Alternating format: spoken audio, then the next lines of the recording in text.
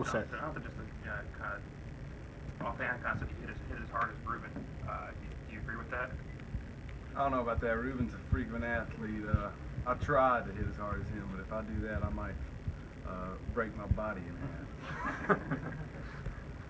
How were you feeling after Saturday's game? Good. We after Saturday's game, watching the film, we still got a couple things we need to clean up, but we're getting closer to being that complete game what Coach Saban's challenged us to do. So we just need to keep building on that. What about your game specifically? I was just glad to be out there. The coaches trust me to go out there, do my job, make my calls, and that's what I pride myself in doing. Does it give you confidence when you make the multiple tackles and a lot of full playing time? I mean, it's fun going out there just flying around to the ball. Sound like you're a little kid again, which you've always dreamed of doing. But I mean, that's what they recruited me to come here and do, and that's how I'm trying to fulfill that. How tough is it to play two sports? I mean, it's a little challenging, but I mean, I understood what I was getting into when I signed up for it, so I'm just blessed to have the opportunity to do it here at the university. Spoke to you obviously kind of during spring, early in the barn. What was that like near the end of spring practice, still going back and forth, going from practice to a game or something like that? Well, I mean, I can't really talk about that right now because it's football. I don't want to focus on baseball too much because over here it's football season. That's what I need to put all my emphasis on. When is that switch flip? Probably around or close to January, end of football season for sure. After the playoffs, national championship, whatever we accomplish here in football, then I'll go right over to baseball. How long did it take you then in football to get readjusted, and kind of, especially in fall camp and stuff like that, get re-acclimated? To football? Yeah.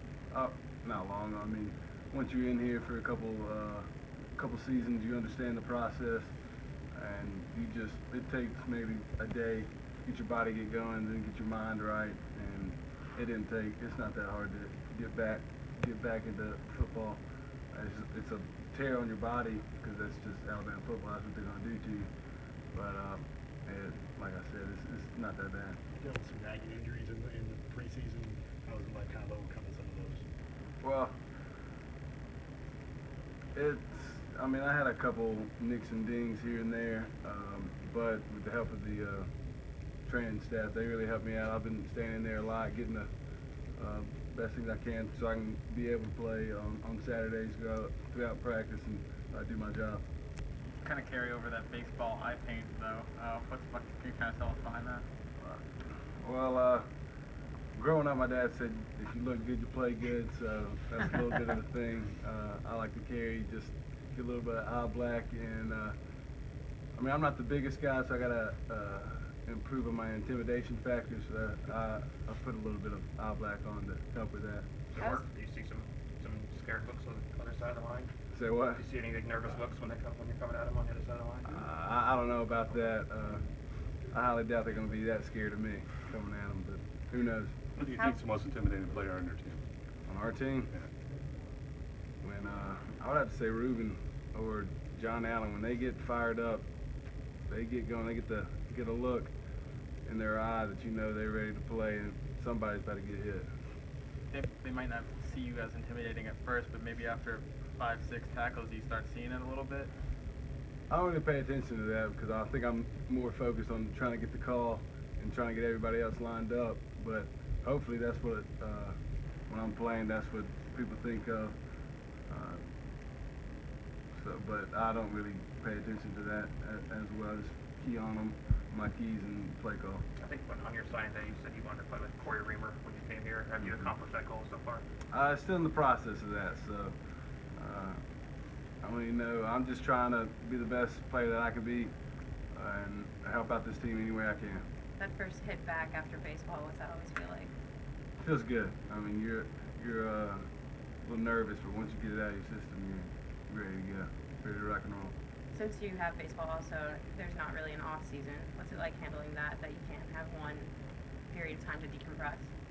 Well, it just keeps me focused. Keeps me focused out there. I'm always in shape. That's always a good thing. So can't really complain about that.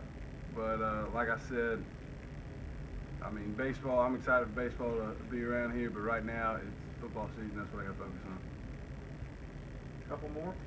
How proud of you of your alma mater, Hillcrest, and it's kind of becoming like a pipeline with Brian Robinson on his way, soon, and then just how they you had a chance to keep up with them this year. Oh yeah, I keep up with them every Friday night in the hotel. I'm talking to some old coaches, stuff like that. Always on Twitter, getting the feeds. But I can say I'm a very proud alumni of Hillcrest. I followed them throughout during the spring when they won state in baseball, and now hopefully they can keep going strong in football and make a run for state title in that.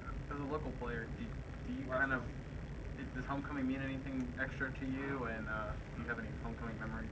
I remember growing up with my family. We used to always go to the bonfire outside the library. I just remember that doing when I was very young. But I know come Saturday there's going to be a great environment, great fans, and I can't wait to get out there under the lights for an SEC game. It's going to be a lot of fun. Thank you.